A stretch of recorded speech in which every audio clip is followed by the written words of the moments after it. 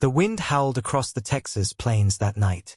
Dust whispered along the fence lines, and the old ranch house stood silent, except for the faint creak of its wooden porch. Inside, John Matthews, a widowed rancher in his 50s, sat by the dying fire. His hat lay beside him, his hands rough and scarred from years of work. He was used to silence, used to the long nights and the endless hum of loneliness. Until, knock, knock, knock. 3 frantic knocks. Small, rapid, desperate. John froze. He glanced at the clock. 12:47 a.m. No one came out here this late. Not unless something was wrong. He stood slowly, boots thudding on the wooden floor. "Who's there?" he called out, his voice low and cautious. A trembling voice answered through the door, a little girl's voice. "Mister, please, help. They beat my mama. She's dying." For a moment, the room fell still. Even the wind seemed to stop. John's hand went to the doorknob, his pulse quickening. He opened it, and there she was. A small girl, maybe 8 or 9 years old, stood barefoot on the porch. Her face was streaked with tears and dirt, her hair tangled, and her little hands were shaking. Behind her, the night stretched empty. No car lights, no movement, just darkness. John knelt slowly. "Sweetheart," he said gently, "what's your name?" "Evelyn," she stammered, clutching a torn blanket. "They hurt my mama. She's bleeding bad. Please come, please." John's heart pounded. He grabbed his coat and flashlight. "Show me where," he said firmly. Evelyn turned and ran into the darkness, her small figure illuminated by the weak beam of the flashlight. John followed, boots thudding on dirt, breath sharp in the cold air. They ran past the old cattle pens, through a patch of thorn bushes, and down a narrow trail that led to a small cabin near the woods. The door was half open. Inside, chaos. Broken glass. A chair knocked over. A faint sob echoed through the darkness. John stepped in carefully. "Hello? Anyone here?" He called, sweeping the light around the room. Then he saw her. A woman, lying on the floor near the stove. Blood stained her shirt. Her face was bruised, her breathing shallow.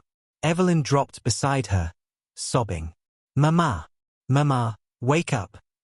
John knelt down quickly, checking for a pulse. It was weak, but still there. "Who did this?" he asked, his voice trembling with anger. Evelyn looked up, eyes wide with fear. They said they'd come back. The bad men. They said no one can help us." John's jaw clenched. He felt the old soldier in him awaken, the protector that time and grief had buried. He lifted the woman carefully onto his arms. "Not tonight," he whispered. "No one's hurting you again. Not while I'm breathing." He turned to Evelyn. "Stay close, sweetheart. We're getting your mama to safety." As they stepped back into the cold night, the ranch lights glowed faintly in the distance, a small promise of hope in the dark. But behind them, in the shadows of the trees, a pair of headlights flickered on. Someone was watching. Who were those men? And why were they after Evelyn's mother? The next chapter will reveal what John discovers when he tries to protect them, and the truth that will shake his entire town. John kicked open the barn door with his shoulder, the hinges groaning under the force. Rain had started to fall, light at first, then heavier, tapping against the tin roof like an impatient drum. He laid Evelyn's mother, her name, he soon learned, was Grace, on a pile of clean hay. Her breathing was ragged, shallow. The fire in her eyes flickered faintly between pain and exhaustion. "Stay with me," John murmured, tearing a strip from his flannel sleeve to press against her wound. Evelyn knelt beside her mother, clutching her hand. "Mama, don't leave me. Please." John looked at the little girl, her tiny fingers trembling, her eyes glistening with panic. He felt something twist inside him, something he hadn't felt in years. The sound of thunder rolled across the plains. For a moment, everything outside went silent. Then, crunch, gravel, footsteps. John's head snapped up. Someone was walking toward the barn. He grabbed the shotgun from beside the door, the one that hadn't seen action since his wife passed 5 years ago, and cocked it quietly. "Evelyn," he whispered, "hide behind the haystack. Don't make a sound." Her eyes widened, but she obeyed instantly, dragging the blanket around her. The barn door creaked open. A shadow slipped in, tall, heavy, moving slow. "John Matthews," the man's voice drawled, low and thick with menace. "Didn't think I'd find you playing nurse to thieves." John's grip tightened on the shotgun. "Who the hell are you?" The stranger stepped closer, and the weak lantern light caught his face. Scar down the cheek, eyes like black ice. John recognized him instantly. Robert Hale. A name that still carried weight in this part of Texas. Rancher, lone shark, and the kind of man who smiled while destroying lives. "You know her?" John asked, nodding toward Grace. Robert smirked. "She's my property. Or at least, she owes me." He took another step, the muddy boots leaving dark prints on the barn floor. "She took something that wasn't hers. Ran off. I just came to collect." "Collect?" John spat. "She's half dead, you bastard." Robert chuckled. "Should have thought of that before stealing from me. Money, or something more valuable." Grace stirred weakly, whispering through blooded lips. "He's lying." Robert's eyes flicked toward her. "Shut her up, or I'll do it for you." That was the wrong thing to say. John raised the shotgun. The metallic click echoed through the barn. "I don't take kindly to men who hurt women," he said coldly. Robert smiled, a slow, dangerous grin. "You really want to start this, old man? You think you can protect her, and the kid?" A flash of lightning lit the entire barn. In that moment, John saw it. A truck parked by the tree line, engine running, 2 more silhouettes inside. This wasn't over. Robert took a slow step back, his grin never fading. "You made your choice, Matthews," he said, his voice dropping to a hiss. "You just made enemies you can't afford." He turned and walked out, rain soaking through his coat. John lowered the shotgun slightly but didn't relax. He waited until the sound of the truck faded into the distance. Only then did Evelyn crawl out from hiding, clutching her blanket like a shield. "Is he gone?" she whispered. "For now," John said, his eyes still fixed on the darkness beyond the barn door. Grace's voice was barely audible. "You shouldn't have helped us. They'll come back." John looked at her, and then at Evelyn, who was staring up at him with desperate hope. He shook his head. "Let 'em come," he said quietly. "This ranch has seen storms before." Outside, thunder rumbled again, and the wind swept across the plains like a warning. But deep down, John knew, this wasn't just a storm. This was the beginning of a war. Morning crept over the plains like a slow fire. The rain had stopped, leaving the earth smelling of wet soil and hay. Sunlight slid across the hills, painting gold over everything it touched. But inside the barn, there was no peace. John hadn't slept. He sat on an old stool, watching over Grace as she rested on the hay bed, her breathing steadier now. Evelyn slept beside her mother, one small hand resting protectively on Grace's arm. John's mind was a storm. Who was Robert Hale really chasing? The woman or something she carried? And why did she look familiar? As he poured himself a cup of black coffee, the sound of hoofbeats in the distance broke the morning calm. He tensed, but it was only Sheriff Michael Tate, his old friend. The sheriff dismounted, dust rising around his boots. "Heard you had company last night," he said quietly, stepping into the barn. John exhaled. Robert Hale came sniffing around. "Said the woman stole from him." Michael frowned. "That man's poison, John. You don't want to cross him." "Too late," John muttered. The sheriff knelt beside Grace. "She needs a doctor." "She needs time," John said. "She's scared out of her mind." Grace stirred at the sound of their voices. Her eyes fluttered open, pale green, clouded with fear. "Please," she whispered, "don't tell anyone we're here. He'll find us." Michael crouched beside her. You need to tell us the truth. Who is Robert Hale to you?" Grace's lips trembled. He He's not just a rancher. He's running something. Something bad. I worked for him. Cleaning, cooking, until I saw what he was hiding. John leaned closer. What was it? She hesitated. Tears welled in her eyes. Children, she whispered. He brings them across the border. Makes them work. Disappear. I found his ledger. I took it to stop him, but he found out. The barn fell silent. Even the wind seemed to hold its breath. John felt his stomach drop. You mean, human trafficking? Grace nodded weakly. He'll kill anyone who talks. Michael's jaw tightened. That explains why the sheriff's office got threats last month. Hale's got people everywhere. Evelyn stirred awake, blinking up at the men. Mama. Grace forced a small smile. It's okay, baby. We're safe. But John could see the truth in her eyes. They weren't safe. Not yet. Michael stood, his hand resting on his gun belt. I'll call in backup, maybe get you protection. No, John cut him off. You know how deep Hale's reach goes. He'll know before your radio even cools. The sheriff hesitated, then sighed. You're right. I'll act quiet. But, John, he looked him dead in the eye. You're playing with fire. When Michael left, John turned back to Grace. She looked pale but determined. You should have let us go, John. He'll come after you now. John shook his head slowly. I've buried too many good people because I looked the other way. I won't make that mistake again.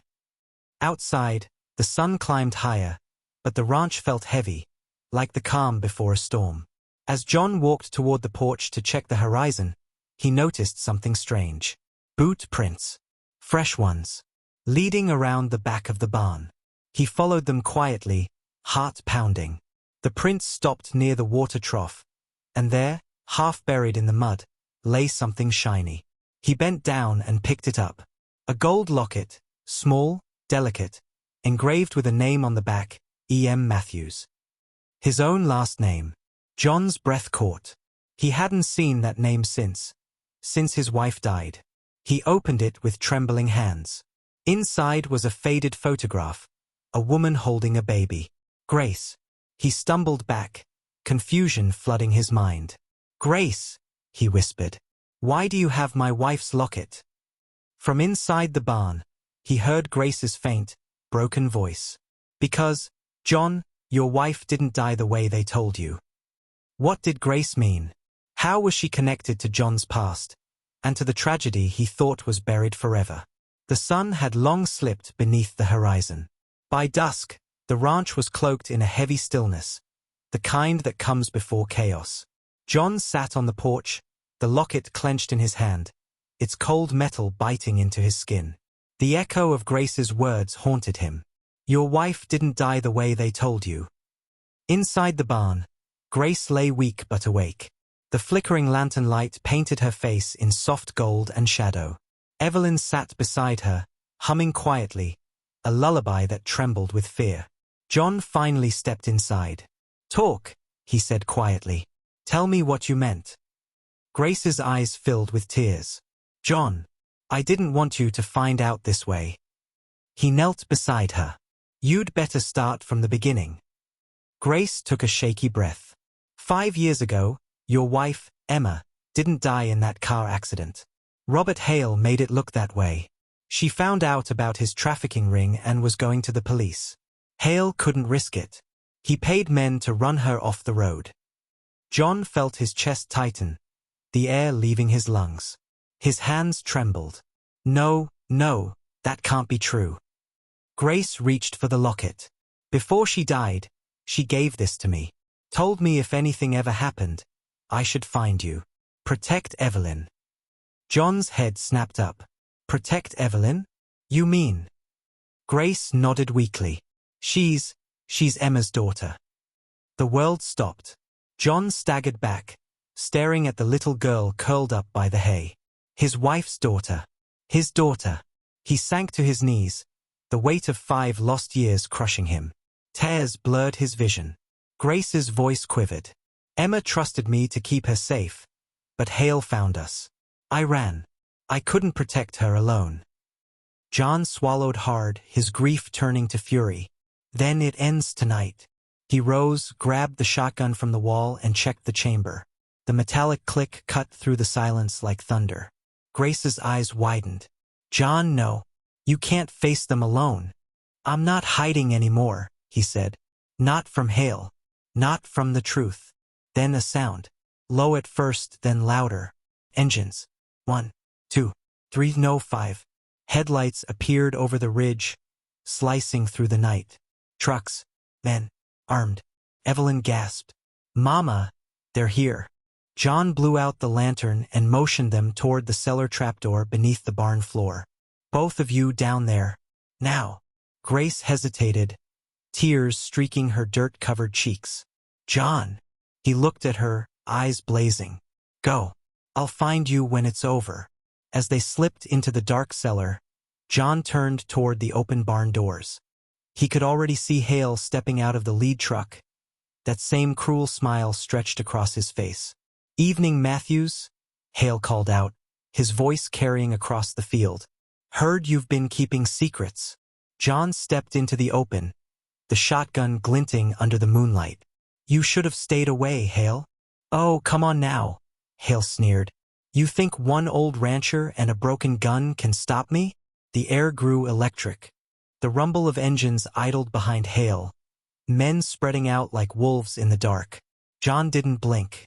Maybe not, but I reckon I ain't the one who should be afraid tonight. A moment of silence. Then the first gunshot ripped through the air. Wood splintered. Hay flew. John ducked behind a post, returning fire. The barn filled with thunder.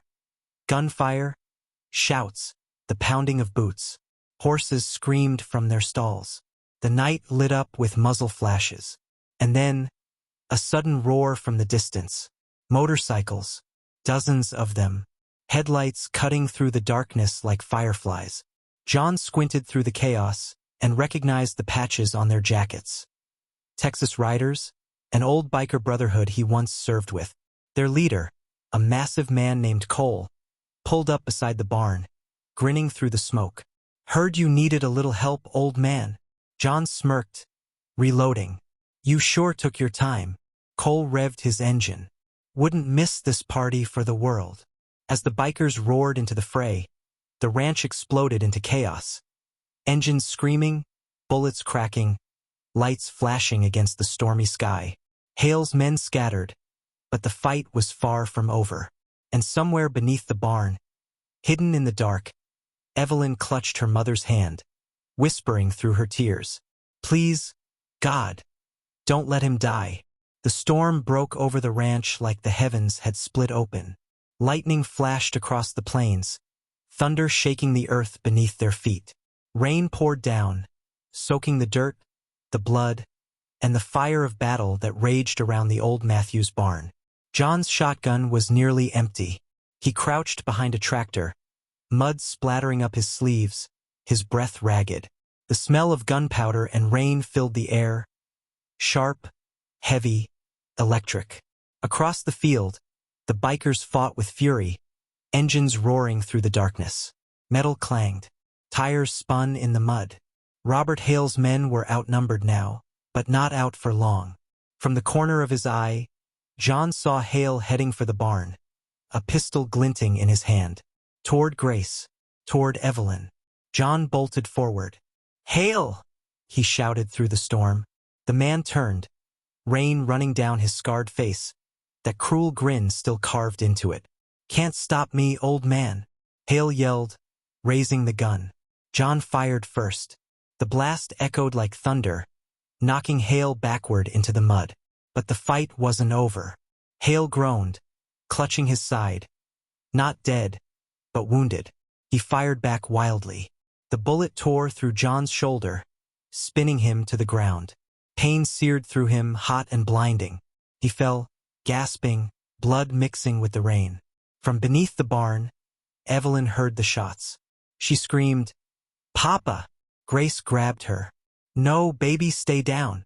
But Evelyn wriggled free, small feet slapping against the wet floorboards as she ran toward the sound. John saw her through blurred vision. that little figure in the storm, her hair plastered to her face, tears mixing with rain. His heart broke. "Evelyn, stay back!" he yelled, struggling to lift his shotgun again.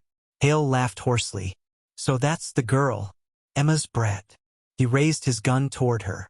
And then Grace appeared, out of nowhere, stepping between them, her eyes fierce, fearless. "Not my child," she said, her voice shaking with power. She lunged at Hale just as he fired. The shot hit her square in the chest. "No!" John roared. Hale stumbled back, staring at her in shock. "You stupid!" Before he could finish, John fired one last time. The blast knocked Hale off his feet. He hit the mud hard and didn't move again. Silence, except for the rain. It fell heavy and endless, washing away the smoke, the blood, the hate. John crawled toward Grace, his wounded arm trembling. Evelyn was already there, crying over her mother's still body. Grace's eyes fluttered open one last time. She looked at John, a soft, tired smile crossing her lips. "She's yours now," she whispered. "Promise me. Don't let her grow up afraid." John took her hand, tears streaming down his face. "I promise." Grace's fingers went still. Her chest stopped rising. Evelyn pressed her face into her mother's chest and sobbed. For a long time, John just knelt there, the rain pouring down, thunder echoing over the fields. The bikers gathered in silence, heads bowed. Even Cole's rough voice broke when he whispered, "She was brave." John stood finally, clutching Evelyn close to his chest. He looked down at Hale's lifeless body, the man who destroyed so many lives, and then up at the sky, where lightning tore through the clouds. "Emma," he murmured, voice cracking. "It's done. She's safe now." 1 month later, the ranch was quiet again. The fields were green after the storm. Evelyn's laughter drifted through the yard as she chased a dog around the porch. John watched from the steps, his arm still bandaged, his heart still healing. He smiled faintly as she ran to him, holding up a small flower she'd picked. "For Mama," she said softly. John took it gently, eyes wet. "For Mama," he repeated. They stood there in the sunlight, two souls bound by loss, but mending through love. The wind swept across the open land, carrying away the ghosts of that terrible night. And for the first time in years, John Matthews felt peace. Thought balloon: if someone knocked on your door in the middle of the night, scared, hurt, begging for help, would you open it? What would you do if it meant risking everything for a stranger? Or for the truth?